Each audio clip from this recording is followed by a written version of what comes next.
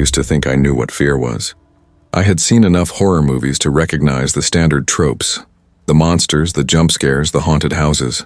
But nothing, absolutely nothing could have prepared me for the creeping dread that began in that old office building. It wasn't until I felt it deep in my bones that I understood how far fear could sink into your soul. I'm Rachel McKenna, Sarson, an underpaid receptionist at Harrow & Clark Law Firm on 10th Avenue, Manhattan, New York. The building was ancient, creaky floors, dim lighting, and that unmistakable smell of old books and stale air. I hated how quiet it was after hours. The way the hallway stretched empty and cold, a never-ending corridor that seemed to mock me with its silence. I had always been the one to stay late, working overtime because I needed the extra pay. My boss, Mr. Harrow, barely noticed me except when he needed someone to take care of small tasks, phone calls, filing papers, answering emails. But that silence, it was different now. It was suffocating. It felt like it wasn't just the absence of sound, but a presence. Something watching, waiting. Maybe it was the isolation that came with the hours I kept. Or maybe I was just imagining it. But the empty halls seemed to hold something in them. Something that didn't want to be seen. At first it was little things. The way the lights flickered just once or twice when I was working late into the evening. I shrugged it off as the building's age, but each time it happened I felt my skin prickle. Then the elevator, which usually moved up and down like clockwork, began skipping floors, stopping on the 4th floor, the one where we kept the old case files. I thought nothing of it. Maybe the mechanics needed an adjustment, right? But then, there were the noises. Faint, almost imperceptible at first. Footsteps in the hall outside my office. I would stop typing, my fingers hovering above the keyboard, straining to listen. The sound would fade as quickly as it came, and I would tell myself that it was nothing. Just someone walking by, someone from the accounting department, maybe, or maintenance. The next time, though, I would catch a glimpse of a shadow, moving just outside the window, disappearing when I tried to focus on it. I convinced myself it was just the reflection of a passing car, but something inside me wasn't so sure. The worst night came a week later. It was late, around midnight. The office had cleared out hours ago, and I was alone, as usual. The hum of the air conditioner was the only sound besides my typing. My eyes burned from staring at the screen too long, but I couldn't bring myself to stop working. I had bills to pay, and overtime meant more than just comfort. And then my phone buzzed. The message was from an unknown number, an unrecognizable area code. It was brief. I'm inside. My heart stopped. I didn't know who it was. I didn't know how they knew I was in the building. My hands trembled as I checked the security cameras on the monitor.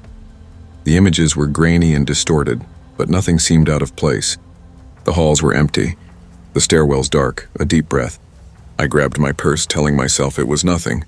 I had probably just been overworking, but as I stood up, I heard the soft sound of footsteps behind me, so close that it made the hairs on the back of my neck stand up. My heart hammered in my chest and my mouth went dry.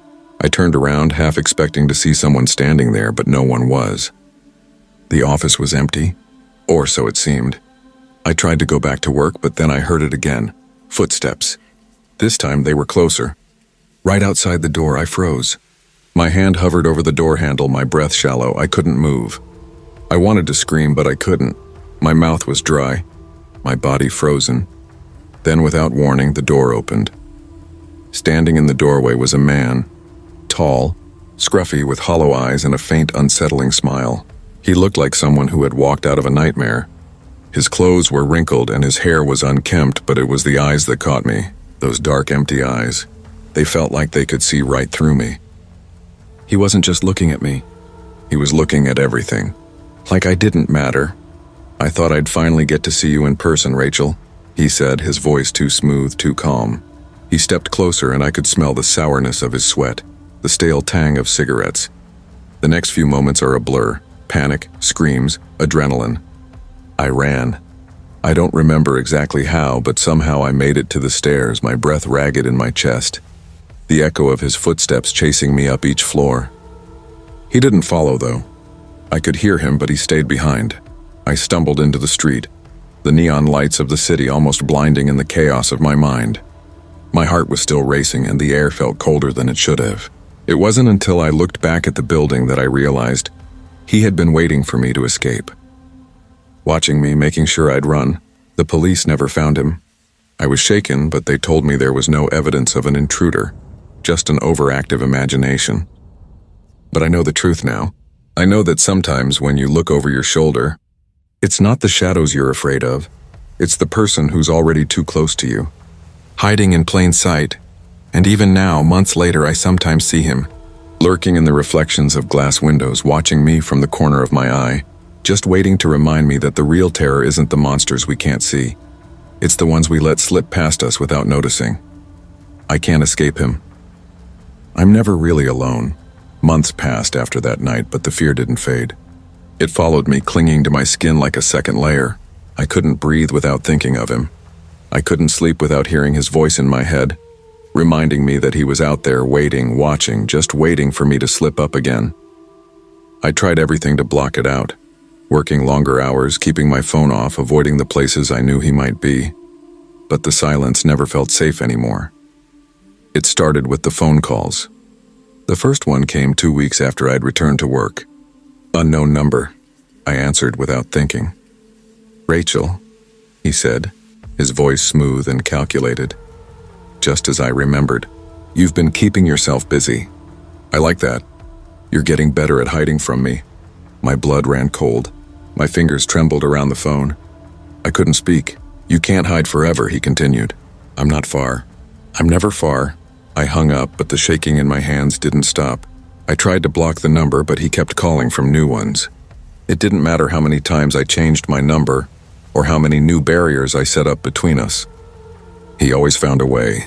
The terror deepened, cutting into me with every call, with every unsettling message. He started sending gifts, small things. Flowers wrapped in dull brown paper, a single red rose, a note attached. "You're getting more beautiful, Rachel." Every single one made my stomach twist.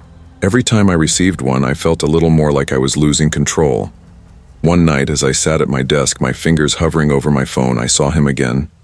This time he was across the street, standing in the shadows of the alley that ran behind my building. I could barely make him out, just a silhouette against the darkened street. His posture was still, but I knew he was watching me.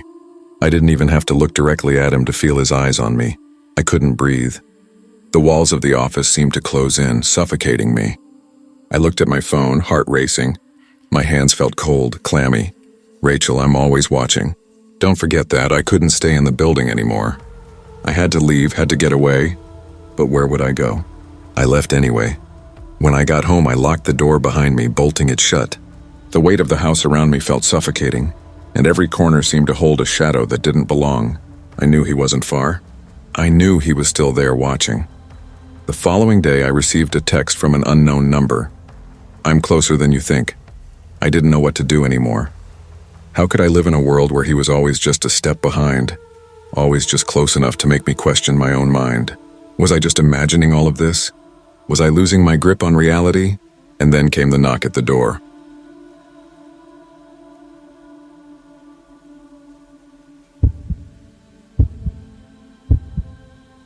I'd been delivering pizzas for over 3 years, long enough for the job to fall into a routine I could practically do with my eyes closed. The same route, the same faces, the same late-night rush. But then there was Linda. She was just a regular customer, always ordering a large meat lover's pie, always paying with cash, always just a little too eager when I knocked at her door. It started slow, the extra long gaze, the tight fake smile, like she was trying too hard to appear welcoming. At first, I chalked it up to nerves or an odd personality. Maybe she was lonely. But over time, it became more unnerving. I couldn't shake the feeling that something wasn't right. Every time I pulled up to her house, her eyes would brighten in a way that felt almost desperate. She would linger too long by the door, glancing at me as if we shared some secret, though I had no idea what it was. Her laughter was forced, too high-pitched, as if it was a learned behavior. One night, I delivered her pizza a little later than usual, around 10:30 p.m. The street was quiet, shadows stretching long in the dim streetlight. I rang the doorbell and she answered a little too quickly. "Hi, Tom," she greeted, her voice unnaturally bright. Her makeup was heavy tonight, thick eyeliner making her eyes appear darker than they were and her lipstick a shade too red. It almost looked like she'd spent too much time getting ready for a date, one she'd been anticipating for a long time. I handed her the pizza, but before I could turn away, she stepped closer. The air between us felt charged, like there was an invisible thread pulling us together. "You're always so polite, Tom," she said, her smile stretching unnervingly wide. It was a smile that lingered too long, one that seemed almost staged. "Would you like to come inside for a drink?" I hesitated. There was something off about her tonight, an intensity that didn't belong in the transaction. But I'd been to her house plenty of times before. I'd always just dropped the pizza off and left, and I was about to turn away when she took a step closer, blocking the door with her body. It didn't feel right. But the polite thing to do, I thought, was to at least decline gracefully. Maybe some other time, Linda," I said, trying to step back. But Linda, no. Her eyes weren't Linda's. I blinked, and the smile faltered for just a split second. She reached for my arm, pulling me inside. "Please," she whispered, her grip tightening. "I insist," I froze. This was new. This wasn't the Linda I knew. Before I could protest, the door slammed shut behind me, and I felt my stomach drop. Then came the sound of locks, several of them, bolting into place. My heart pounded, adrenaline surging through me. I tried to step back, but she blocked my way, her hands now on my chest, pushing me farther into the house. "Linda, this isn't funny," I said, trying to remain calm. "Let me out." Her lips parted into that strange, unnervingly wide grin again. But this time I noticed something else, a flicker in her eyes, something hollow, something predatory. Before I could react, she leaned in, her breath warm on my face, and tried to kiss me. The force was unexpected, her lips pressing urgently against mine as if this was something she had been building up to for a long time. I shoved her away, my hands pushing hard against her shoulders. "What the hell is this?" Linda, no, it wasn't Linda. Her features seemed to shift, the makeup cracking slightly as if it had been applied hastily, and that's when it happened. He pulled back, a laugh escaping from between his lips. "You don't recognize me, do you?" The voice was deeper now, raspier, and I could see the edges of the makeup starting to peel away, revealing the truth beneath it. "My name is Mike," he said, his voice cold. "Linda's my wife." Everything crashed down on me at once. The woman standing before me wasn't Linda at all. It was Linda's husband, Mike, in disguise. The rage in his eyes now was unmistakable. "Why?" I asked, breathless. "Why the disguise?" His grin widened into something far darker. "You were supposed to want me. You did want me, didn't you?" He stepped closer, his eyes wild, and I felt my body freeze in terror. Before I could make sense of anything, he lunged at me, a furious snarl escaping his lips. His hands gripped my throat, pushing me back against the wall, the weight of his body pressing down on me. I fought, struggling to break free. The air was thick with the smell of sweat and desperation. His breath was rank, sour, almost sickening. Every muscle in my body screamed to escape, but I was trapped. Then I saw it, the kitchen knife on the counter just a few feet away. I reached out, my hand trembling as I grabbed it. With a swift motion, I thrust the knife into Mike's side, the blade cutting deep. He howled, his grip loosening just enough for me to break free. I bolted toward the door, my heart slamming in my chest as I shoved past him. The locks on the door clicked as I fumbled with the handle, panic rising in my throat. Finally, I burst into the night, gasping for air, my body shaking uncontrollably. I could still hear him screaming from inside, but I didn't stop. I ran, not looking back until I reached my car. Mike was arrested later that night after the police found him, bleeding and raving about his love for me. It turned out Mike had been living a double life. His obsession with me had led him to create an entirely new identity as Linda, hoping to lure me into his grasp. As I sat in the back of the squad car trying to process what had just happened, I couldn't shake the feeling that I'd narrowly escaped something much worse. I stopped delivering pizzas shortly after. But the memories, his voice, his hands, that horrible smile, haunt me still. And every time I see a customer's name on the delivery list, I wonder if I'll ever be able to trust a regular again. I quit my job at the pizzeria and took a job in an office, trying to put the past behind me. But even that wasn't enough to silence the fear. I could still hear Mike's voice echoing in the back of my mind. "You did want me, didn't you?" The nightmares started soon after I moved. I would wake up in the middle of the night, sweating and gasping for air, convinced that Mike was outside watching me, waiting for me to make a mistake. I would check the locks on my doors 3 or 4 times before I could go to bed, double-checking that everything was in place, that no one had broken in. But it wasn't the breaking in that haunted me. It was the thought of someone being so obsessed, so desperate for control that they would completely destroy everything to get what they wanted. One evening, a few months later, I received a call from an unknown number. I hesitated before answering, my thumb hovering over the screen. It had been weeks since I had heard from anyone related to Mike. "Hello?" I answered, my voice shaky. "Hello, Tom, how are you doing?" The voice on the other end was smooth, calm. Too calm, I froze. My blood ran cold. It was Mike's voice. "How the hell did you get my number?" I demanded, my voice shaking. "Does it matter?" he replied. "You don't need to worry, Tom. I'm not going to hurt you. I just wanted to let you know I'm watching." I slammed the phone down and immediately blocked the number, my hands shaking as I tried to steady myself. It wasn't the first time I'd been contacted, but it was the first time I'd heard from him in months. And his words, they felt like a promise. Like he was waiting, biding his time until the moment was right. I knew he was still out there somewhere. Watching. Waiting. I can't shake the feeling that I'll never escape him. Never truly be free. Every knock on my door sends my heart racing. Every shadow in the corner of my eye makes me wonder if he's back. The worst part is I can't even trust my own memories. What if Mike was never really arrested? What if the whole thing was a lie? There's no closure. Only the lingering fear of a man I'll never truly escape. A shadow that's always just a little too close behind me.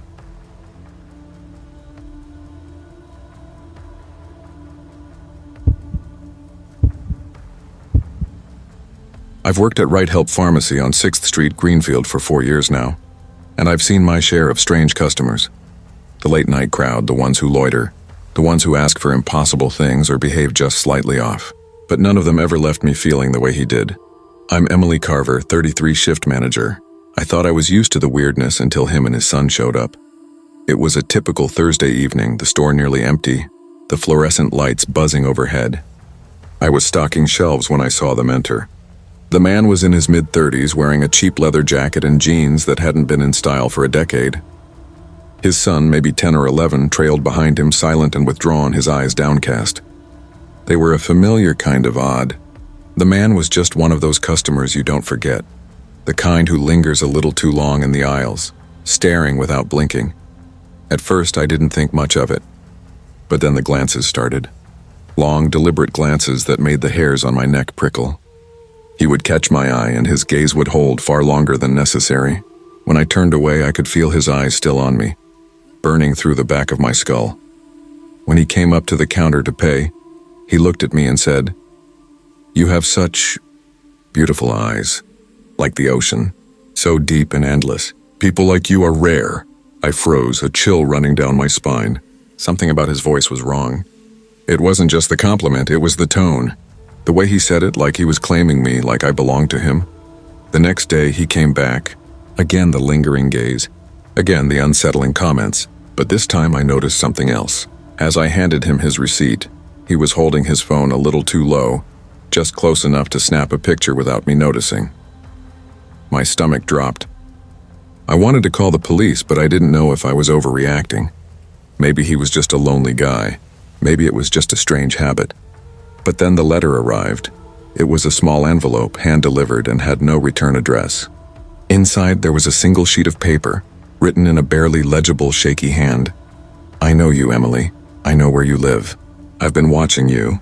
I know you walk your dog at 7 a.m. every morning. I know you drive a silver Honda Civic and that you love mint chocolate chip ice cream. We'll be together soon. Trust me, you'll see." The words made me feel sick. I immediately called the police and they took it seriously.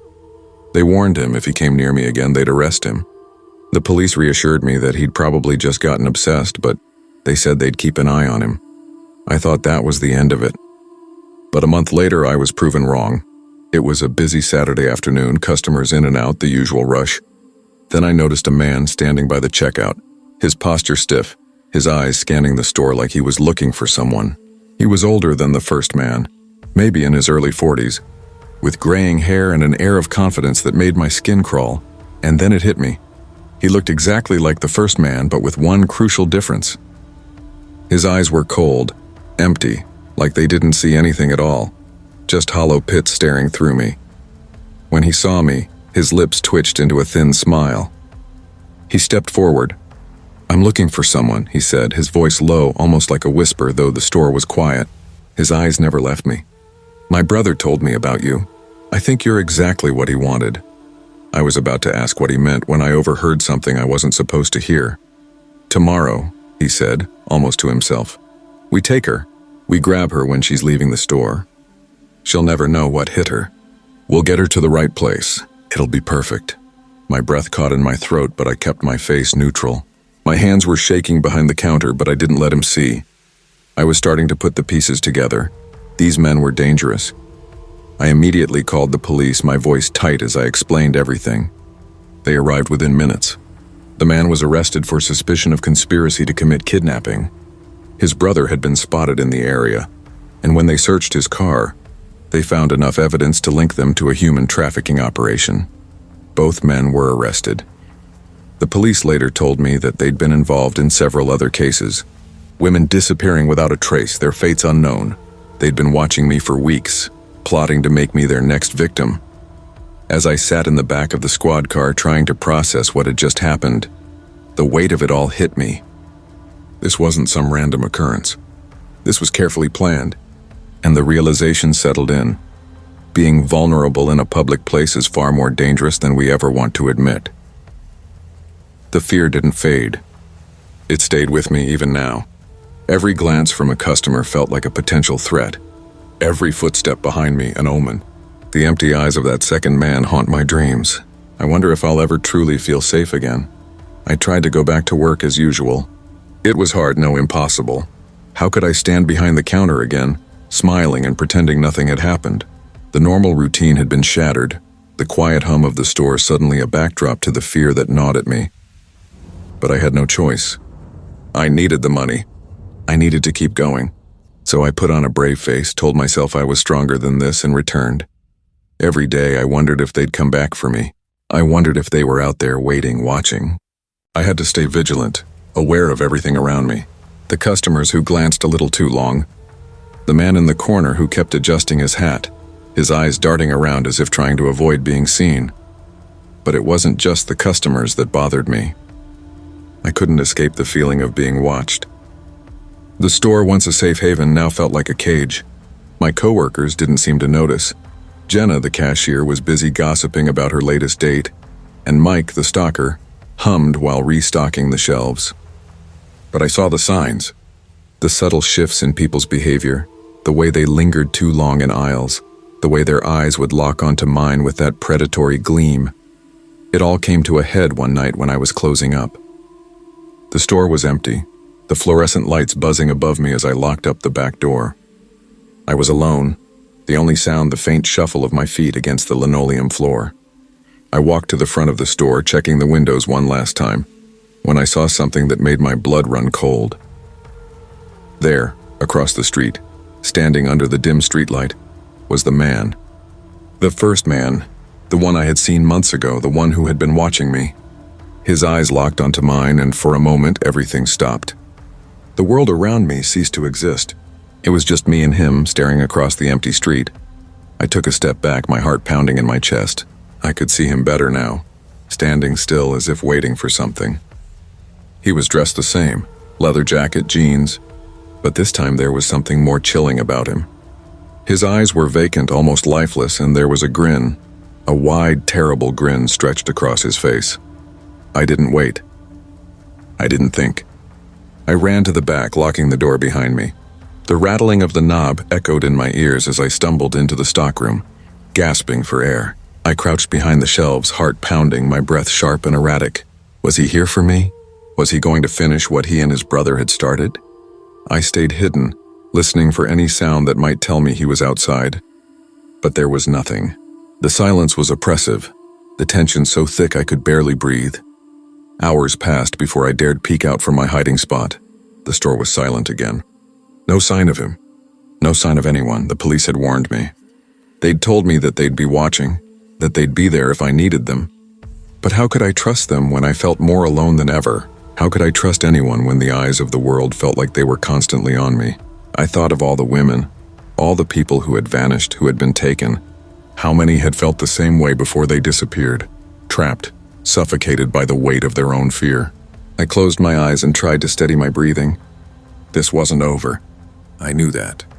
But how could I live like this? How could I go back to normal when everything felt so wrong? The doorbell of the store rang, and I froze.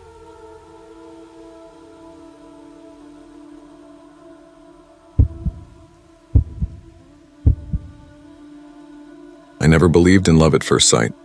It always seemed like a cheap cliché, something spun out of stories written for people who wanted a fairy tale ending. But then Maria entered my life, and I realized how quickly you could be swept up in something you didn't understand.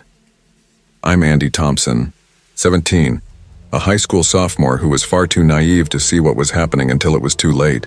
Maria was new to our school, a transfer student who quickly became the center of attention. She had that spark, the kind of energy that lit up a room and made people want to be near her. I noticed her immediately, like everyone else. Her doe-like eyes, her smile, the way she seemed to glide effortlessly through life. Everything about her was captivating. But I was drawn to something else too, something that I couldn't place at first.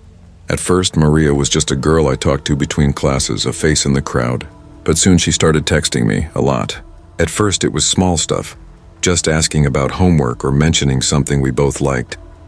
But it didn't take long before it became more. The texts got longer. Her words seemed warmer, almost too warm. She was so interested in me, in everything I did. The way I liked my coffee, the way I wore my hair on Mondays. It was flattering at first. I remember the first time she invited me over to her house. It seemed innocent enough. Watch a movie, hang out. She lived in a big, comfortable house, and when I arrived, her parents weren't home. I found myself alone with her, and we spent the evening talking about life, about the little things, the things you talk about with someone you feel comfortable with. That night, she kissed me.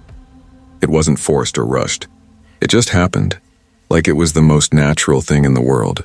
I felt a spark, an immediate connection, like I had finally found someone who understood me, someone who saw me in a way no one else had. I never thought I could feel that way about someone so quickly. But Maria, she made me feel like I was the only one that mattered, and I liked it.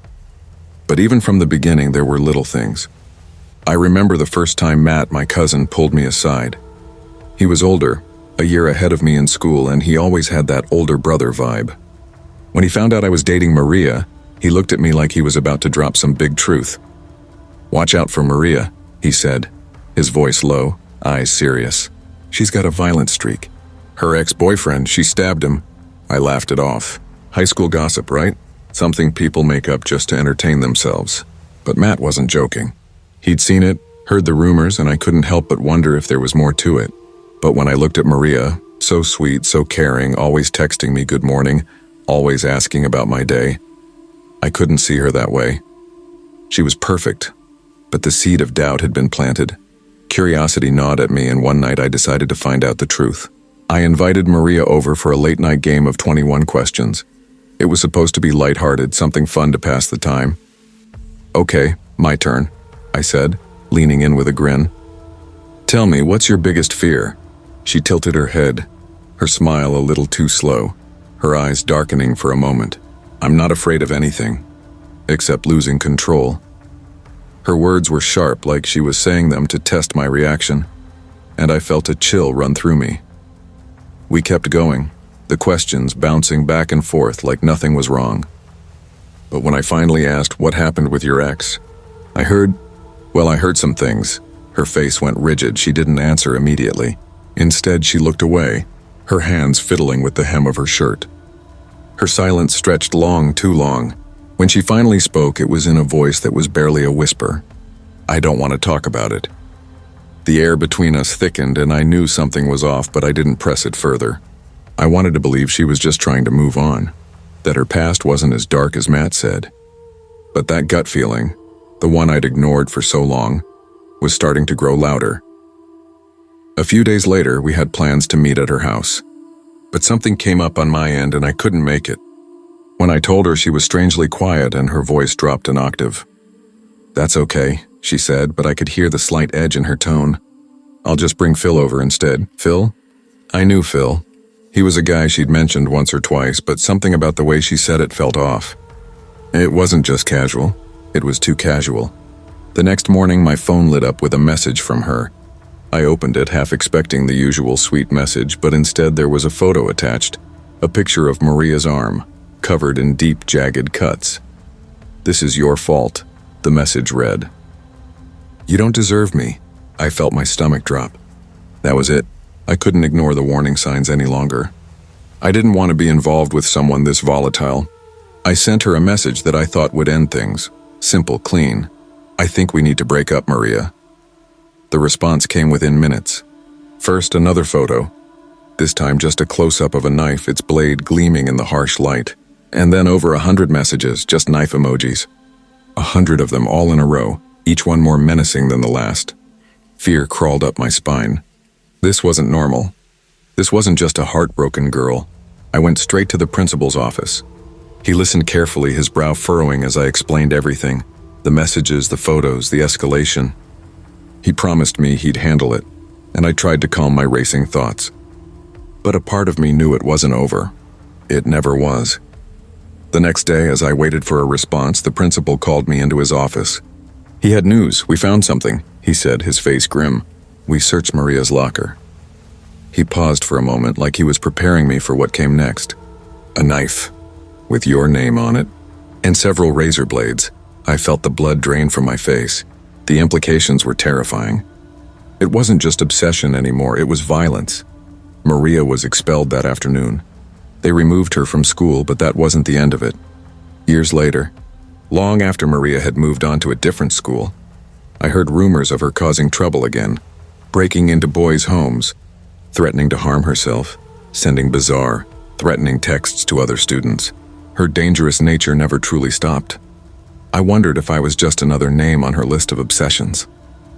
I still think about Maria sometimes. Her dark eyes, her sweet smile, the way she could turn so easily from loving to violent in the blink of an eye. Her charm had been the bait, her love the trap, and I learned far too late that sometimes the most dangerous people are the ones who seem the sweetest. I thought breaking up with Maria would bring closure, but I was wrong. I couldn't just wipe my hands clean and walk away. Every time I heard her name in passing, I could feel the fear creep back into my mind. It lingered, gnawing at me in the quietest moments. And then came the rumors. Rumors that Maria had moved on from me and found new targets.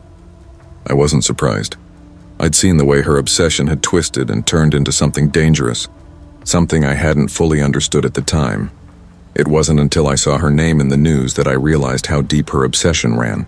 A few years after I left high school, Maria had gone to another town and had started a new chapter. She'd found a new boyfriend, a new victim, and in typical Maria fashion, she fell into a pattern. She lured him in, charmed him with her sweet smile and soft words. He had no idea, no warning of what was to come.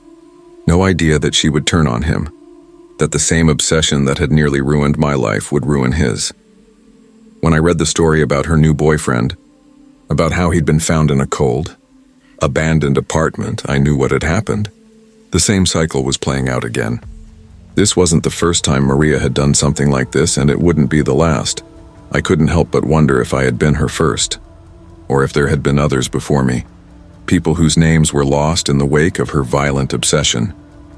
I still remember the way she looked at me, those dark eyes that were always so intense, so focused on me. The way she made me feel special, until I wasn't special anymore and her affection turned into something far more dangerous. And now I couldn't escape her. Even though she was far away, I felt like I was still tied to her somehow, like I had been part of her twisted little game, and even though I'd escaped, she would always find a way to drag me back in. I thought breaking up with her would sever the bond, but the truth was I was never really free.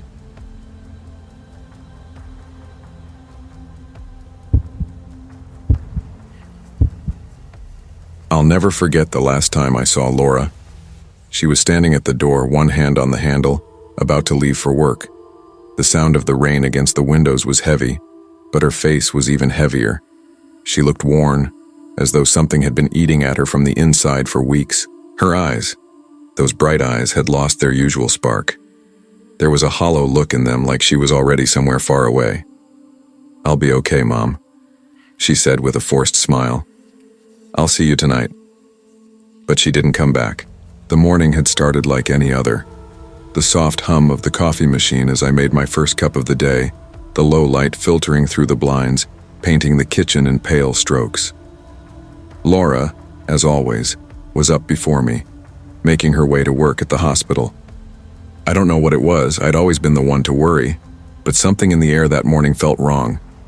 The way she looked at me as she stepped out the door, tired, defeated, as if she were carrying a weight I couldn't see. I tried to shake it off. It was just my mother's intuition, nothing more. But as the hours passed, that uneasy feeling bloomed into something darker. It was strange how you could be with someone for so long and still not know their mind, especially when they started hiding things. It all started a few weeks earlier with the phone calls. At first she tried to brush them off as nothing, just a lonely man on the other end of the line. But as the calls grew more frequent, more disturbing, I could see the fear creeping into her eyes. I never heard the voice myself, but Laura described it every time. Deep, soft, but with an edge of something unsettling. There was a strange tenderness in the words, as though the caller genuinely believed he loved her. But then the threats, always veiled threats, would follow. "I'll be waiting for you, Laura. If you leave me, I'll make sure you regret it." At first I thought she was overreacting, but something in the way she spoke, the way she kept looking over her shoulder when she thought no one was watching, it made my skin crawl. My daughter was strong. She wasn't the type to be intimidated, but she was scared now. The first time she'd received a wilted rose at work, I thought it was just a bizarre gesture. But as they continued, as the roses grew more decayed and the calls more desperate, the terror was no longer something she could ignore. Laura took steps, self-defense classes, changed her number, changed her routines, but nothing worked. The calls persisted, always knowing where she had been, what she had done, where she was going. She was being watched, trapped in a cage of invisible eyes. Then it happened. She was leaving the hospital after an emergency shift. It was late, raining hard, and the parking lot was empty, just her car under the harsh glow of a single streetlight. I had just gotten off the phone with her minutes before. She was on edge, her voice trembling, but she assured me everything was fine. I never saw her again. The police were quick to respond, but I knew in my heart they'd find nothing. Laura's car was still in the lot, keys locked inside, no signs of a struggle. Her phone was gone. Days passed with no word, no updates. The hours stretched on like a cruel, unyielding void. The darkness of not knowing swallowed every minute, every second, the waiting, the not knowing. And then came the calls. At first I didn't pick up, but when the phone rang again, the same voice filled the line. "She's mine now. She made me do this, but I still love her," the voice murmured. The calmness in the voice, the chilling affection, made my stomach twist. "She cheated on me, you know. She lied. She's going to regret everything." I wanted to scream, to beg for Laura's safety, but my voice caught in my throat. The voice continued, calm, as though he was talking to a friend. "I'll take care of her. She's better off with me. Don't worry, though, I'll be sure to send you a piece of her when she's ready to be yours again." The horror was only beginning. A few days later, a confession came, though not from the police. A call was placed to a local newspaper by a man claiming to have murdered Laura. He admitted it without remorse, detailing how she had cheated on him, how she'd betrayed his love. The words were chilling, as though he believed he had been justified. But the police couldn't find him. There were no leads, no evidence, just the confession, and the sickening knowledge that this man had been watching Laura, waiting for the moment to strike. The longer the investigation dragged on, the more I realized he wanted to be found. He wanted us to know what he had done. He wanted us to suffer. Days turned to weeks, weeks to months, and yet we still had no answers. No more calls, no more letters, just the silence, the space where my daughter used to be, now an emptiness I couldn't fill. Then, one afternoon, Abel, Laura's father, came into the living room. He hadn't been himself in months. The grief had eaten him alive. He would sit in front of the TV but never really watch. He would stand at the window, staring out into the night, waiting for something that would never come. When he spoke, it was like his voice was distant, muffled by the grief that surrounded him. "Laura's out there," he said, his eyes vacant. "She's just out there somewhere. We'll find her." He couldn't stop searching. Neither of us could. But the more we searched, the more the world seemed to close in around us, until it felt like we were the only ones who still cared. One evening, 4 years later, after nearly giving up hope, the news came. I'll never forget the way it hit me, how my heart stopped for a moment, my hand trembling as I picked up the phone. They had found her. The remains were discovered in a secluded area near the river, her bones scattered in the dry leaves. The news felt like a punch to the gut. I dropped the phone, feeling the air leave my lungs. My baby girl, gone, confirmed dead. But that was all. There were no answers, no justice. The killer was never caught. The police suspect it was the same man who had confessed, but there was no proof. No way to bring him to trial. They said they couldn't link him to the remains, no DNA, no fingerprints, and so I continue to search as I've done for all these years. The pain never goes away. Some nights, I hear her voice in my dreams, soft and distant, telling me she's okay. But I can never let go. Not until I find the truth. Not until I can bring her justice, even if it means I have to tear this town apart piece by piece. The call I received, the one that stole her from me, haunts me still. I'll never stop looking. I haven't stopped looking for Laura. I can't. But sometimes in the dead of night, I wonder if I'm searching for the wrong thing. I wonder if she's out there at all. The thought claws at my mind, gnawing at me like an animal trying to break free from a cage. The guilt. It never leaves. Every time I close my eyes, I see her face.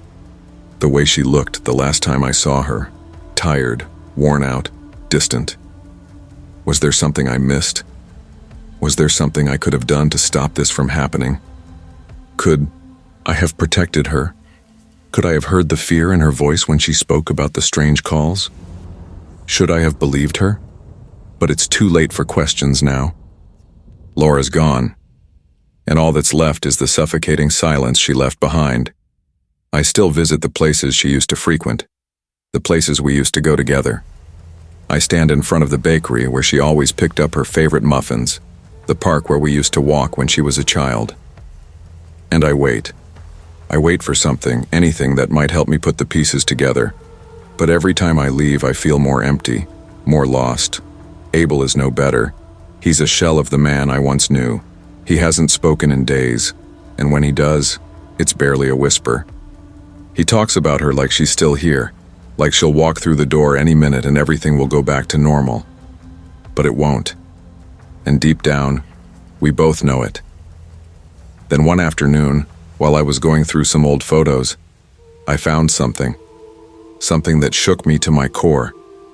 A picture of Laura and me taken the summer before she disappeared. But in the background, just out of focus, was a man I didn't recognize. His eyes were obscured by shadows, but I could tell he was watching us, watching her. I felt sick to my stomach. Had he been there that whole time? And then it clicked. The voice on the phone, the confession, the roses. He had been watching us long before we even realized. I want to forget. I want to bury this nightmare and move on. But the truth is, I can't. I can't forget Laura. I can't forget the man who took her. I can't forget the way he whispered on the phone, how his voice sounded so calm, so assured. I won't stop looking. Even if I have to tear apart this town. Even if it takes every ounce of strength I have left. I'll find him.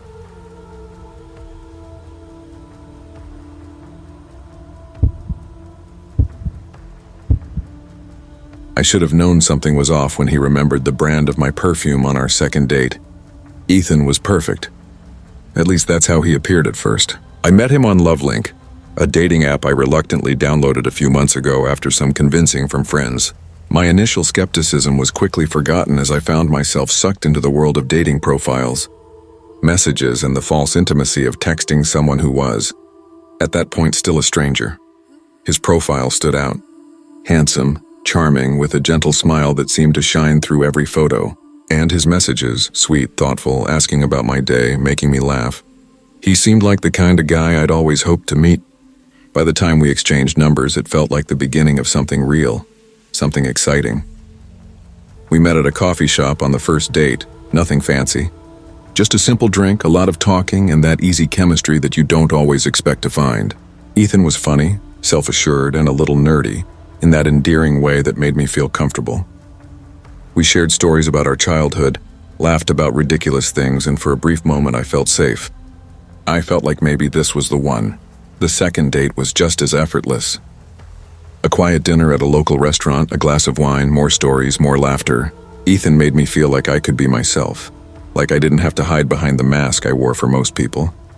He listened, really listened when I spoke. That was more than I could say for most people I'd met before. On our third date, we walked through the park, the evening air warm and easy on the skin. I'd left my jacket at his car and it wasn't cold enough for me to care, but I still felt his hand lightly brushing against mine. He kept it there just close enough to send a rush of warmth through me, just enough to make me feel something deeper than just attraction. Something about the way he looked at me made me feel like I was the only person in the world. I was hooked, and I didn't know it yet, but I was walking straight into his trap. We sat by the fountain, the gentle splash of water in the background blending with the rustle of the trees in the breeze. Everything was perfect. So why did I feel like something was off? "You're different from the others," he said, his voice a little quieter than usual, his eyes searching my face. "Different how?" I asked, trying to keep my tone light, but there was a hint of something that made my chest tighten. "You're careful. You know that?" He said it casually, but it made my skin prickle. "I know you carry that pepper spray in your purse." I froze. He smiled, but there was something darker behind his eyes, something I couldn't place. Something wrong. How did he know that? I had never told him. Not once. Not in our conversations, not in our texts. And yet he knew. The blood drained from my face. I wasn't sure if I had said something without realizing it, or if he had been paying more attention than I thought. But the question lingered thick in the air between us. My mind scrambled to process the words. "What do you mean?" I asked, trying to keep my voice steady. "I know you, Sophie," he said, his voice a little too smooth. "You're cautious. You don't trust easily. But you're still here with me, aren't you?" His hand tightened around mine then, just slightly. It was subtle, just a pressure. But I noticed it. I felt the shift, that tiny change, and suddenly the park didn't feel as serene anymore. The sun was setting, casting long shadows across the path, and the air seemed to thicken around us. I could feel my pulse quicken, like an animal sensing a predator, and something inside me screamed to leave, to get up and run, but I stayed. I didn't want to seem paranoid, didn't want to make a scene. "You're right," I said with a forced smile. "I do carry pepper spray. It's just a precaution." "I'm sure it is," he said, his voice now low and almost soothing. "But you don't need it with me." I didn't know how to respond. He smiled again, but this time it felt too wide, too knowing. When he leaned in closer, I felt a rush of panic. I didn't know why, but my instinct told me something was wrong. He wasn't just a guy I had met on a dating app anymore. He was a man who knew things about me, things he shouldn't know. I pulled my hand away a little too quickly, but I didn't know how to explain what I was feeling without sounding paranoid. "Let's go for a walk," I suggested, standing up. I needed space. I needed to get away. "Sure," he said, a grin still on his face. But when we started walking, something felt different. The air felt too still, and the park, which had been full of people earlier, was suddenly empty, isolated. The only sound was the crunch of the gravel underfoot and the low hum of city traffic in the distance. I didn't feel safe. Not anymore. As we walked, I kept my distance. He didn't seem to notice, or maybe he didn't care. His presence was unsettling. There was a heaviness about him, like he was too close, like I was too exposed. It wasn't until we reached the edge of the park, where the path narrowed, that I felt the full weight of it. I had nowhere to go. Before I could take a step back, he turned toward me. His eyes were dark now, his expression hard. "You should have listened to me," he growled, his voice low, full of something menacing. And before I could even process it, his hands were on my throat. I gasped, struggling against his grip, but his fingers tightened around my windpipe like a vice, and my body went numb from the shock. I couldn't breathe. I couldn't think. My vision blurred. the world spinning around me, my hands clawing at his arm, but it felt like my body was no longer mine. The air was thick, and I could feel his breath hot against my face as I kicked and thrashed, trying to break free. But the more I struggled, the tighter his hold became. "Get away. Get out. You're going to die here, Sophie. Fight him," the voice in my head screamed, desperate. With my last bit of strength, I reached into my purse, fumbling for the pepper spray. I could barely see it in my hand, my fingers numb from panic, but when I found it, I aimed it blindly, spraying it in his face. The blast hit him square in the eyes, and he howled, his grip loosening. I didn't hesitate. I ran. My legs felt like jelly, but I didn't stop. I couldn't. The world around me was a blur of streetlights and shadows. But I ran until my lungs burned, until my legs gave out beneath me, until I stumbled into the gas station at the corner. I don't remember much after that. The clerk at the counter called the police, and the next few hours were a haze of sirens and questions, of flashing lights and shaking hands. By the time the police arrived, Ethan was gone. His profile on the app had been deleted. His phone number led nowhere. He had vanished completely, as if he had never existed. Weeks passed, but I couldn't shake the feeling that he was still out there, watching, waiting. Even now, months later, I check the locks on my doors 3 times before I go to sleep. I'm always aware of my surroundings, scanning every face for something familiar. I don't know if I'll ever be able to trust anyone again, and I don't know if Ethan's really gone, or if he's still watching me. The worst part isn't the attack, it's the uncertainty. The man I had trusted, the man who seemed so perfect, disappeared without a trace, and I'm left with the constant question, how well do we really know the people we meet, even when we think they're the ones?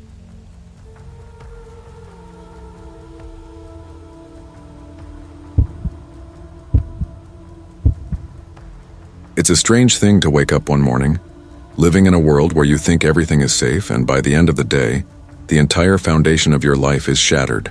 I was just a child when it happened, too young to fully comprehend the weight of the world, yet old enough to feel its cruelty. The year was 1989, and my parents were teachers at Greenwood High School, a small school tucked away in rural Kentucky. Life in our little town was simple, quiet, peaceful even. The biggest decisions we made were the usual things: what to have for dinner, who was going to the football game, and what time the local diner closed. There was a comfort in that, a familiarity that made me feel safe. But safety is an illusion. And the day it all unraveled, Tuesday, February 28th, remains seared into my memory as if it were yesterday. That morning, my mother kissed me goodbye as usual, her lips soft against my forehead, the scent of her lavender perfume filling the air. Her eyes, though, were different. There was a hollow look in them, something I couldn't quite place. It was the same feeling I had when I saw a storm on the horizon, but didn't yet hear the thunder. She smiled, but it didn't reach her eyes. "Be good, honey," she said, her voice steady. But there was an undercurrent of something, fear maybe, that I didn't catch then. She didn't know that by the end of the day our lives would be torn apart. My father, too, seemed distant as he waved me off. He gave me a quick pat on the head the way he always did, but his eyes lingered on me for a moment longer than usual. A small but significant pause, the kind of look that makes you wonder if someone is seeing you for the last time. But of course, I didn't understand that then. He kissed my mother, and off they went to school, to teach, to live their lives, completely unaware that the world they'd known was about to crumble. It was just after 10 a.m. when the first shots rang out. I didn't know it then, but my parents were already living through their worst nightmare.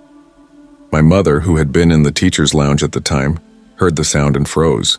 Her colleagues scrambled to hide, pushing desks against doors, ducking under tables. My mother rushed into a small storage closet with a few other teachers, their hearts racing, their breaths shallow, as the chaos spread through the building. My father, on the other hand, was outside of the building. He had been helping his students evacuate, trying to remain calm, his strong voice echoing over the sounds of panic. His movements were calculated, his focus sharp. He had done this before. He was the kind of person who always knew what to do in a crisis. He wasn't a hero. He was just my dad, the kind of man who would do anything for those he loved, but he never looked back. The shooter, 17 years old, had barricaded himself in the art room with a group of hostages. He'd convinced them to stay, perhaps out of fear, perhaps out of a twisted sense of loyalty. What had started as a protest in the hallway, a fit of adolescent rage, turned into a deadly standoff that would change everything. As the police and negotiators swarmed the area, the gunman, inspired by Stephen King's novel Rage, demanded attention. He'd planned this day for weeks, his justification rooted in the anger that festered inside him. The book's themes of rebellion and violence were the fuel he needed to feel validated, to feel powerful. But for what? To make everyone see him? As the minutes turned to hours, the situation grew more volatile. The school became a pressure cooker, the tension building with every word spoken by the gunman, every movement by the police. My mother's voice still echoes in my mind, her whispered words to the others in the closet trying to calm them down. Stay quiet. Stay out of sight. We'll be okay. But how could she know that? How could any of us? For hours, we waited in silence. My father was still outside trying to get the students to safety, but I could feel the terror rising in my chest. My mother's hand gripped mine so tightly it almost hurt. She didn't speak, but I could feel her trembling, the fear running through her veins, and then finally the gunman surrendered. He was taken into custody, his demands met in ways that made no sense to anyone. The hostages were released, shaken but alive. My mother was rescued from the storage closet, and I could finally breathe again when I saw her walking toward me, her face pale, her eyes wide with shock. But even as relief flooded through me, I could see the deep, unspoken horror that had taken root in her. My father came home hours later. He didn't say much. He didn't need to. I could see it in his eyes. He'd seen things, done things in those long, harrowing hours. The calm and collected man I had always known was gone, replaced by someone I didn't recognize. The shooter was never tried. The justice system, if you could call it that, failed us. The boy was given a second chance, his actions justified by the twisted rationale of a system too broken to do anything about it. They had taken him into custody, sure, but he was released, his past swept under the rug, his future unscarred. The system had failed us, but worse still, it had failed the other victims, the ones who had disappeared long before he even set foot in the school. The terror didn't end that day. It lingered. It ate away at everything we thought we understood. My friends, my classmates were never the same. Anna, who had loved painting more than anything, hadn't picked up a brush in months. Daniel, who had always been the class clown, became a shadow of himself. He stopped talking, stopped laughing. He stopped being a person. I couldn't understand what was happening to all of us. We had lived through it, yet we weren't alive anymore. Not in the way we had been before. The world felt darker, quieter, less safe. The walls that had once felt like a comfort now felt like a prison. My father's anger simmered. It was something I could see but never fully grasp. The injustice of it.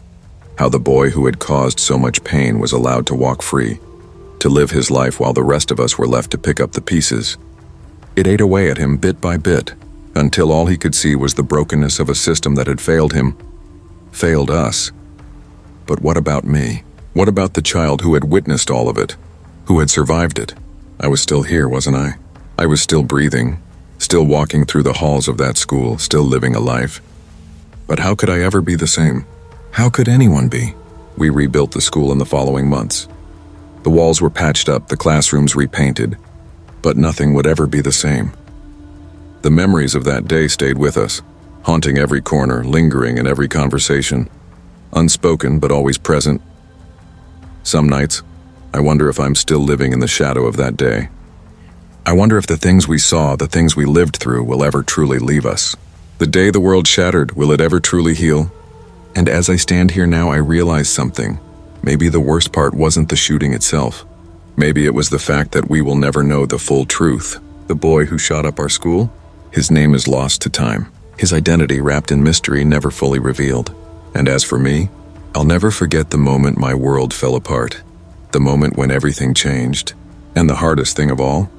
Living with the knowledge that we never got justice.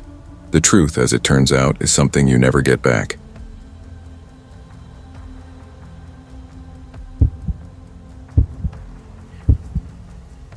The rain had been falling for hours, steady, cold, relentless. The kind of rain that turns the highway into a black mirror, reflecting nothing but headlights and ghosts. I was halfway home, the wipers groaning against the windshield, when I saw him. A man, standing on the shoulder, drenched, hand raised like a final plea. I should have driven past. I should have just kept going. That's what I'd done 100 times before.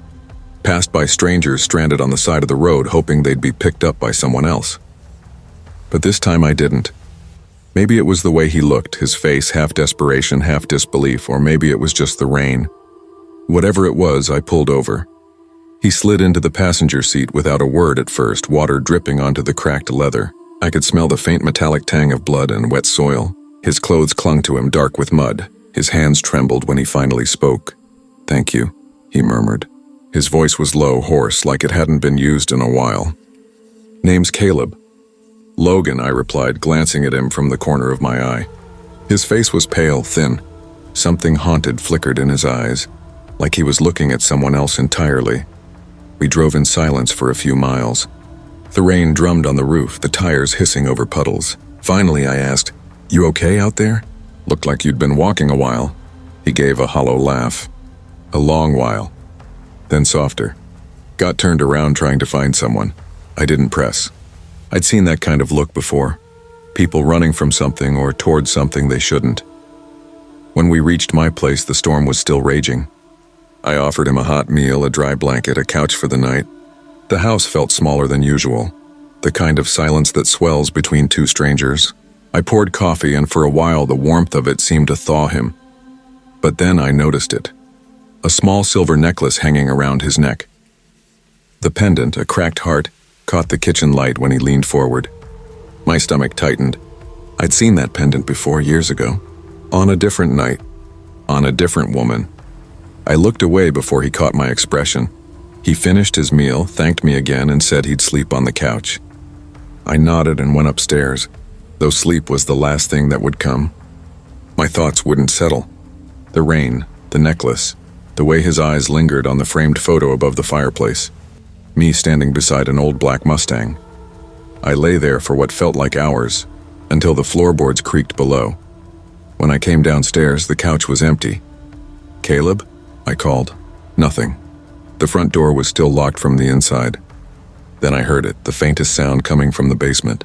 A slow rhythmic drip like water hitting concrete. I hesitated, grabbed the old handgun I kept in the drawer, and went to check. The basement door was closed, locked. Something cold crept through my veins. I hadn't locked it. When I turned the key and stepped inside, the smell hit me. Damp air, rust, the faint sting of mildew. The single bulb flickered, throwing shadows along the walls. And there he was, Caleb, standing in the middle of the room, his hair plastered to his forehead, his clothes still wet. His hand gripped a kitchen knife, the blade reflecting the dim light. "You don't remember me, do you?" he said softly. I tightened my hold on the gun. "Put the knife down, Caleb." He smiled, but it wasn't friendly. It was broken. "She wore this," he said, touching the pendant at his throat. "The night she died, the night you ran her off the road." The memory slammed into me like a bullet. The screech of tires, the smell of whiskey, a shattered windshield. Her face, blurred, bloodied, motionless in the glow of my headlights. I stumbled back, the gun shaking in my hand. That was years ago. She was my wife," he hissed. "You took her from me. And you walked away." He moved fast, faster than I expected. The knife flashed, grazing my arm as I swung the gun up. We struggled, his strength surprising for someone so thin. The sound of our boots on the concrete echoed in the confined space. My shoulder slammed into the wall, pain bursting through me, but adrenaline kept me standing. "I spent 10 years looking for you," he growled, his breath hot against my cheek. 10 years staring at her photo, wondering if you even remembered her name. I did remember. God help me, I remembered every second. The gun went off. Once. The echo filled the basement, swallowed by the hum of the rain outside. Caleb staggered back, eyes wide, the knife slipping from his fingers. He fell against the wall, leaving a dark smear on the concrete before collapsing. For a long time, I just stood there. The smell of gunpowder mingled with the dampness. My breath came in shallow bursts. His pendant caught the light again, half of a broken heart. The other half somewhere on the side of a highway years ago. When it was over, I called the police. They came, they took statements, they left. Self-defense, they said. Case closed, but nothing closes, not really. The past doesn't bury itself. It just waits for the right moment to dig its way back up. Later that night, I went back to the basement. The stain on the concrete was still wet. I stood there staring at it, at the place where Caleb had fallen. I wondered if this was what justice looked like, or just another turn in a cycle I'd never escape. Somewhere outside, thunder rolled across the hills, and for the first time in years, I felt the weight of my own reflection staring back at me, not in the mirror, but in the ghost of a man who had every right to hate me. I couldn't sleep. I hadn't been able to sleep in days, not after Caleb showed up at my door, not after everything that happened in the basement. I tried to distract myself, tried to push the images out of my mind, but they clung to me like the dampness in the air. I didn't go to work the next day. Instead, I spent the entire morning pacing, my fingers numb from gripping the edges of the kitchen counter. The silence in the house was overwhelming, pressing in on me from every angle. It felt like I was drowning in it, the absence of sound louder than anything else. The police said it was self-defense, that it was over, that there was nothing else to worry about, but I couldn't stop worrying. I couldn't shake the feeling that something was waiting for me, lurking just out of sight, biding its time until it was ready to strike again. It wasn't the death of Caleb that haunted me. It was the fact that, for the first time, I had been forced to confront the truth of what I had done all those years ago. I had run her off the road. I hadn't meant to, but the whiskey, the night, the argument, it was too much. And I left her there, bleeding, broken, with no one to help her. I tried to push the memory away, tried to bury it in the deep recesses of my mind where I had locked it away for so long, but Caleb's voice echoed in my head, his accusation still ringing in my ears. You took her from me, and you walked away. I couldn't walk away from this, not anymore. The rest of the week dragged on, each day heavier than the last. I couldn't escape the guilt. I couldn't escape the memories. And every time I closed my eyes, I saw her face, the woman I'd killed, staring back at me, her blood still fresh on my hands. It wasn't until a week later that I finally broke. I went back to the place where it had all started, the highway where I'd left her. The same stretch of road, the same headlights, the same night. I stood there staring at the faded asphalt and felt the weight of everything I had done pressing down on me. A car drove by in the distance, its headlights cutting through the darkness. I didn't flinch. I just stood there watching. And then, in the rear-view mirror of my mind, I saw Caleb's face again. Eyes wide with fury, mouth twisted in a sneer. I hadn't escaped. None of us had.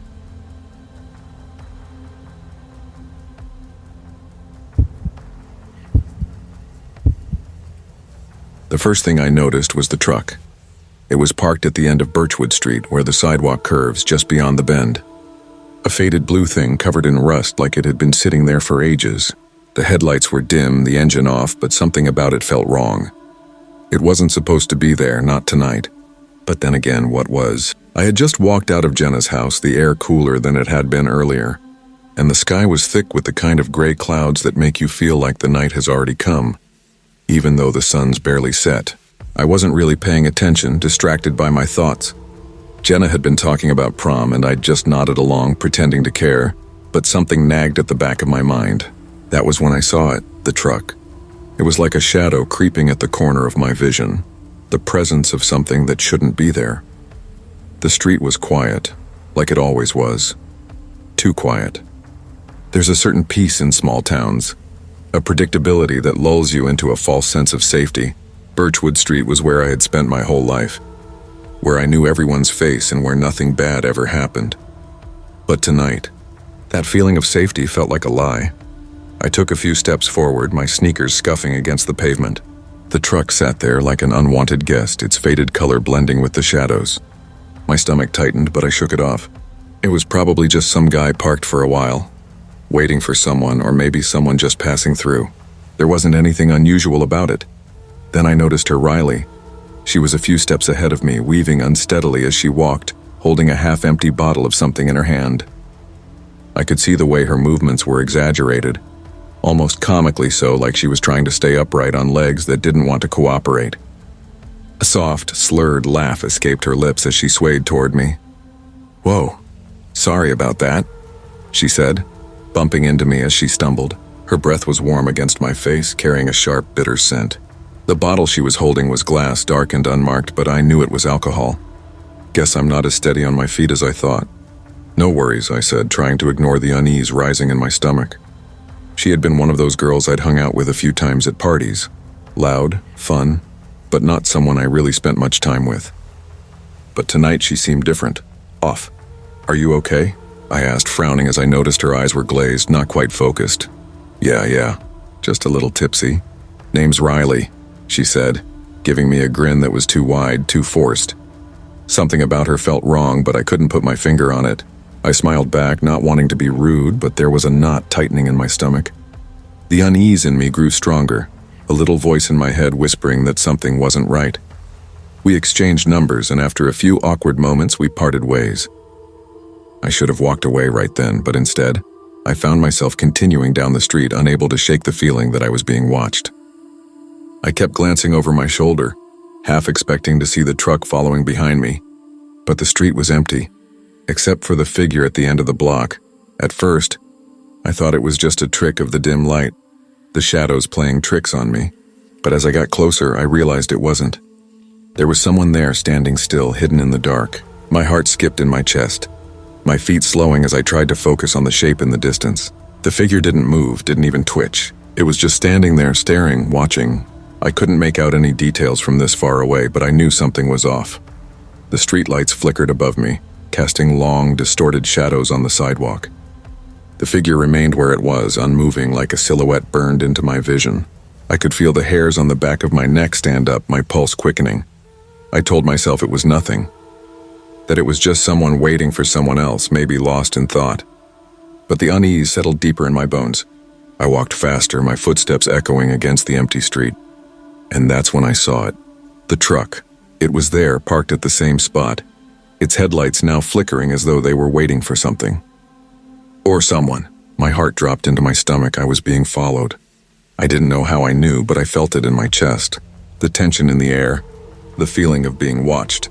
I turned quickly, trying to focus on something else. But that's when I heard it. A scream. The sound cut through the air like a knife. Riley. It was Riley. I turned in time to see her being dragged toward the figure in the shadows. "No," I screamed, but my voice barely escaped my throat. The figure moved too fast. A flash of metal glinted in the dim light. The knife. Riley screamed again, but her voice was cut off as the blade drove into her side. My body surged forward before I could think. I didn't even know what I was doing. I just acted.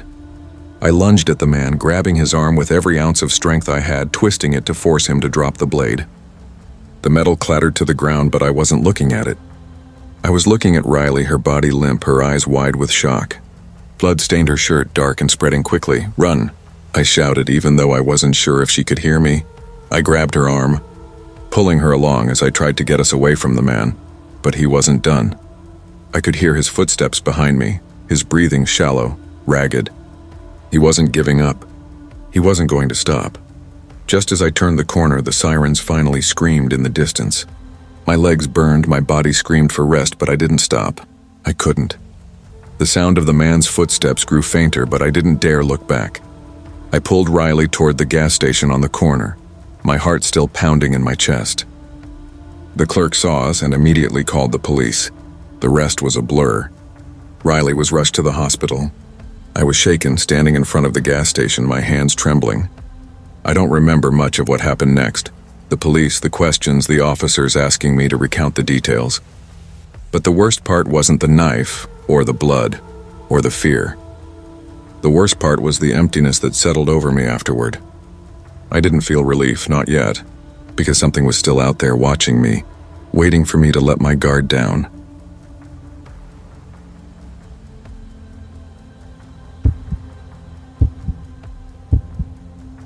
It's funny how you think you've learned to live with something, only for it to come back and prove you wrong. I thought I'd buried my past with Randy, buried it deep enough that I could live my life without looking back. But even after all these years, there are moments when I still hear the truck, that familiar rumbling engine. I smell his cigarette smoke in the air. And then I remember everything. I was just a kid when Randy came into our lives, only 10, naive and unaware of what it meant to have your world upended by someone you never asked for. My mom wasn't looking for love when she met him. She had just recently been left by my father, who took nothing but his memories and a cloud of regret. So when Randy came along with his easy smile and charming words, she clung to him. desperate for something to hold on to. He was everything she needed at the time. A man who seemed strong and dependable, who could promise her things that she wanted to hear. But promises like that are fragile, easily broken by a single bottle of whiskey. It started slow, the cracks in his facade. Small things, his late-night drinking sessions, the way he would slur his words when he talked to her, the way he'd disappear for hours only to return smelling of alcohol and cigarettes. But at first, I didn't see it. I was just a kid. I didn't understand how a man could destroy the house you thought was safe, the house that had always been a place of warmth. But even then, I could feel something shifting. I remember the first time Randy hit her. I was sitting in the living room watching a movie when I heard it. The slap, the sickening sound of skin meeting skin, and then my mom's startled gasp. I froze, unable to move.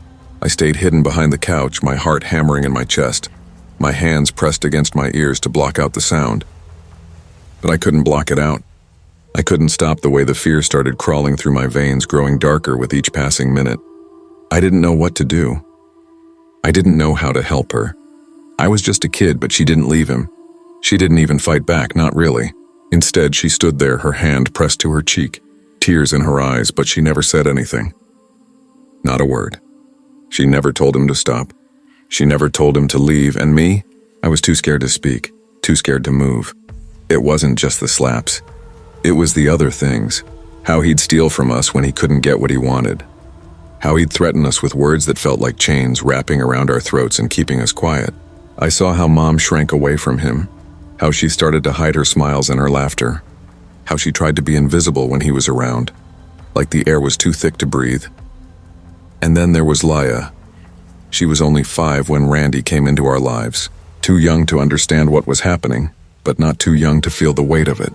I remember how she'd curl up on the couch when she heard the truck pull into the driveway. How she'd look at the door, her small hands clutching the edge of the couch, waiting. She could sense the change before it even happened, before Randy's footsteps made their way into the house, before the tension began to rise. She was so young, but even she knew to be afraid. I tried to protect her even when I didn't know how. But we were both just kids, trying to figure out how to survive in a house that no longer felt safe. That night, it all came to a head. I was in the kitchen trying to distract myself with homework when I heard it, the sound of Randy's fist meeting Mom's face. That sickening thud. I didn't have to look. I knew what it was. I didn't even have to see the blood or the bruises.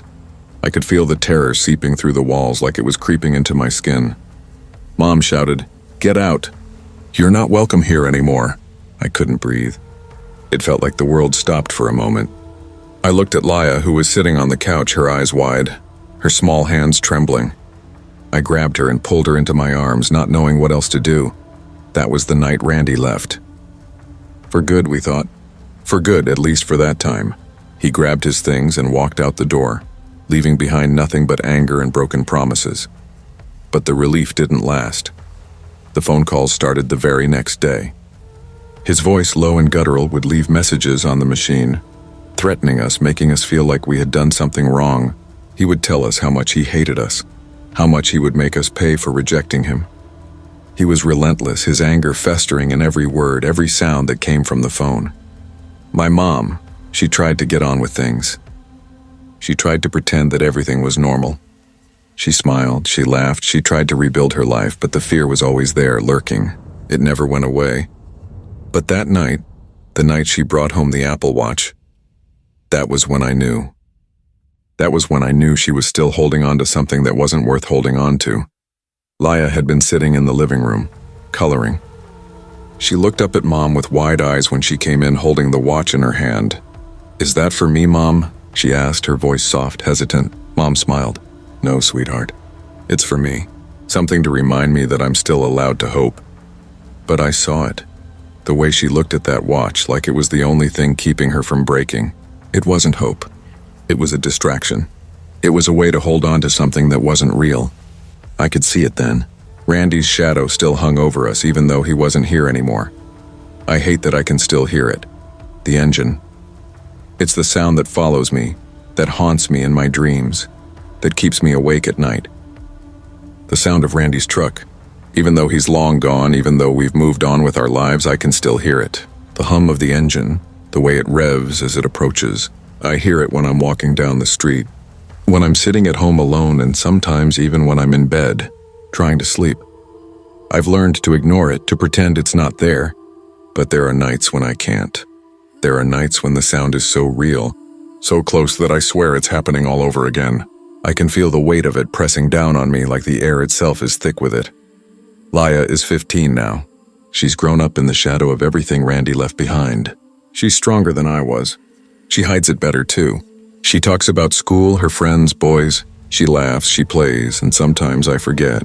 I forget that she's still carrying it all. But then I'll see the way she jumps when a truck's engine roars to life. The way she locks the doors a little faster. The way she holds her breath when a knock comes at the door. I see it in her eyes, the same fear that never really leaves. It's been years, but the fear hasn't gone away. And me? I try to pretend it's fine. I try to pretend that Randy is just a ghost in the past, that his shadow isn't still there, lurking. But I know it's there. It's in the way I lock the doors 3 times before I sleep. It's in the way I flinch when I hear footsteps outside, the way I check my rearview mirror when I'm driving. I've tried to move on. We all have. But it's not that simple, because there are things you can't escape, memories you can't erase. Randy's shadow will always be with us. I see it in every streetlight, every truck that passes, every shadow that flickers on the walls. I hear it in the quiet moments, in the silence that fills the spaces between breaths. I hear it in the whispers of the past, the echo of a life that I'll never fully escape. We've tried to rebuild, but I know better now. I know that the past doesn't go away. It waits, it hides. It follows you like a shadow you can never outrun. And for as long as I live, Randy's shadow will be right behind me.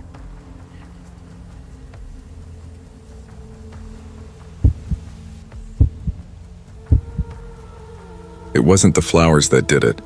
It was the way he looked at me, like I was the most perfect thing he'd ever seen. I thought it was romantic at first, but now I know better. Ryan Hale had a way of making you feel like you were everything he wanted. And then slowly, quietly, he showed you what he wanted you to be.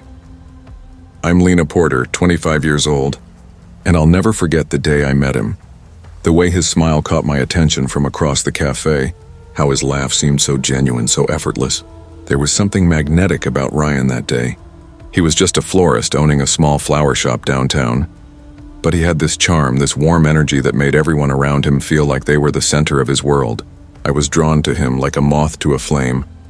Our first dates were everything I had dreamed of. Slow walks through the park, quiet dinners at dimly lit restaurants, long conversations about life and dreams. He was easy to talk to, always asking about my day, always listening with such intensity like my every word mattered. I told myself I had found the one, the man who saw the real me, who understood me in a way that no one ever had. He made me feel special, important. It was intoxicating. He showered me with flowers, always bringing roses, lilies, and tulips to my apartment. At first I thought it was sweet, the kind of gesture any loving partner would make. He said the flowers represented me. Perfect, beautiful, just like the blooms, he would say. But beauty, as I would learn, isn't always a gift.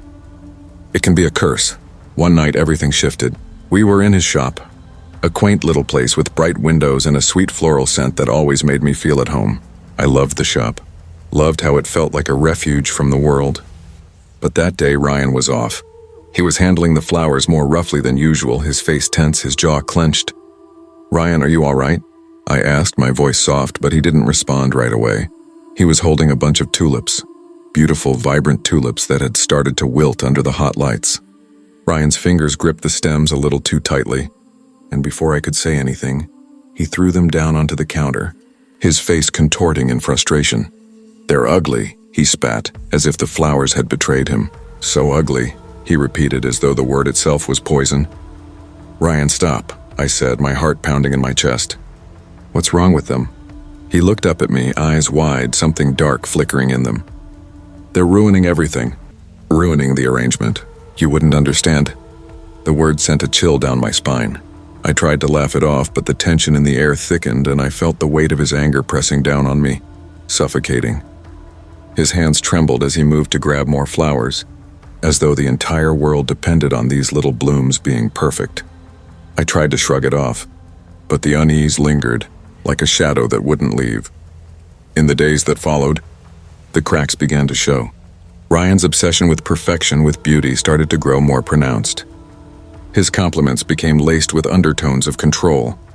"You'd look even better without all that makeup, Lena," he'd say, his voice sweet but edged with something else. "You don't need to hide behind it." I laughed it off, but the smile never reached my eyes. His words stuck with me, like the scent of flowers that clung to my clothes.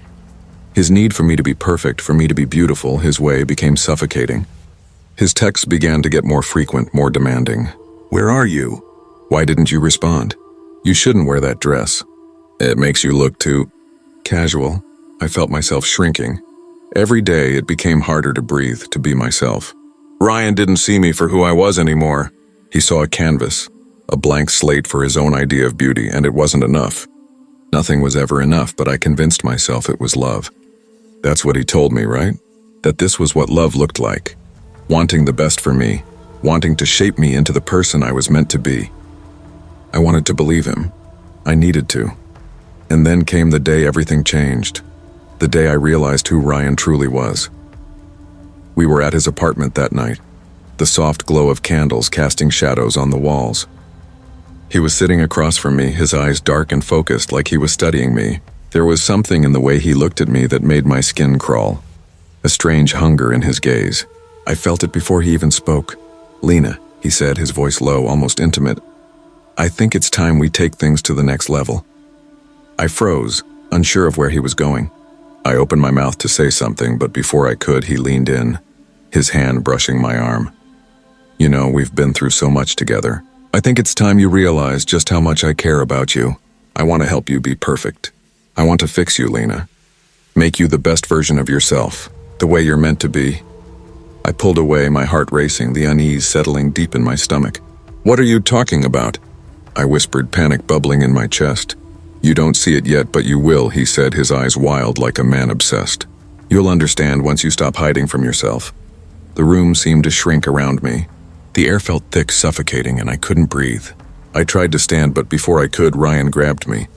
His hand was cold and forceful, pulling me back toward him. "You can't leave," he growled, his voice harsh. "I won't let you go." "Ryan, stop!" I cried, struggling against him, but he was too strong. The room spun as his grip tightened around my arm. I tried to break free, but my body felt like lead. That's when I saw it. The knife. I don't know how I saw it, but I did. It was on the counter, the sharp edge catching the light. My heart stopped, my mind raced. I had to get away. I had to survive. With a surge of strength I didn't know I had, I pulled away from him, darting toward the knife. Ryan screamed at me, but I didn't stop. I grabbed it, my hand trembling, and with everything I had, I plunged it into his side. The shock on his face as the blood poured from him was the last thing I saw before I ran. I don't remember much after that night. The sirens, the police, my friends. It was all a blur of questions, of faces, of disbelief. I was in shock, numb, trying to process what had happened. I thought I was free. I thought I'd escaped. But that was the thing about Ryan, he never really left. He was there in every corner of my mind, in every flower, in every fleeting thought. And then the news came. 2 years later, after everything, I heard his name again. Ryan had been released early for good behavior. The police said he was rehabilitated. He was getting a second chance. I knew better. I was right to be afraid. The news hit me like a punch to the gut. I couldn't breathe. I thought I was safe. I thought I was free. But then I learned the truth. He had murdered again. His new girlfriend, Elise, had been the same as me. Perfect. And Ryan had killed her because she faded. She had stopped being perfect in his eyes. My world shattered again. I wanted to scream.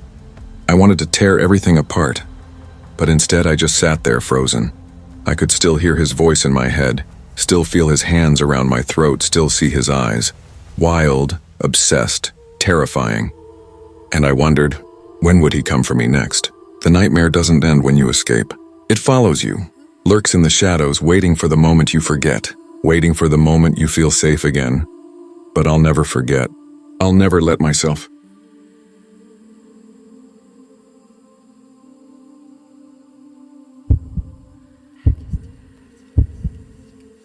I was 11 the first time I understood that some fears never fade. They only grow, twist, and fester, hiding in the cracks where you least expect them. It started as any typical school trip. Excitement in the air, a group of us kids ready to explore the outdoors, escape from the classroom, feel the cool breeze against our skin as we hiked through the woods. Our group, part of a youth hiking program, was supposed to connect with nature, see the world through new eyes.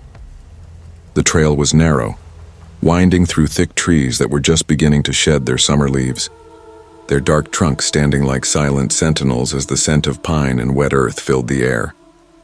I was walking behind the rest of the group, chatting with my best friend Jenna, when we stumbled upon something unexpected, an old restroom tucked off the side of the trail, barely visible through the underbrush. At first I thought it was just a maintenance shed, but as we drew closer I could see it clearly, its roof sagging, paint peeling off the walls, leaving the building looking like something out of a forgotten storybook.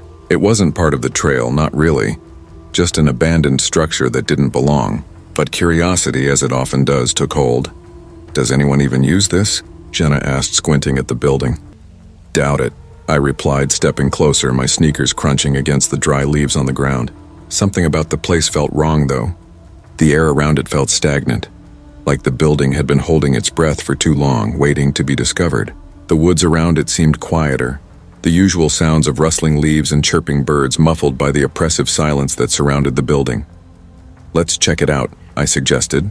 Jenna hesitated for a second, but followed anyway. There was no one else around, and for a moment it felt like we were the only ones in the world. The door creaked when I pushed it open, the sound loud and sharp, as if it had been waiting to be heard. The interior of the restroom was worse than I expected, dark, damp, and reeking of mildew. There was something else too, something metallic in the air that made my stomach twist. The walls were covered in grime, and the floor was wet and sticky beneath my shoes.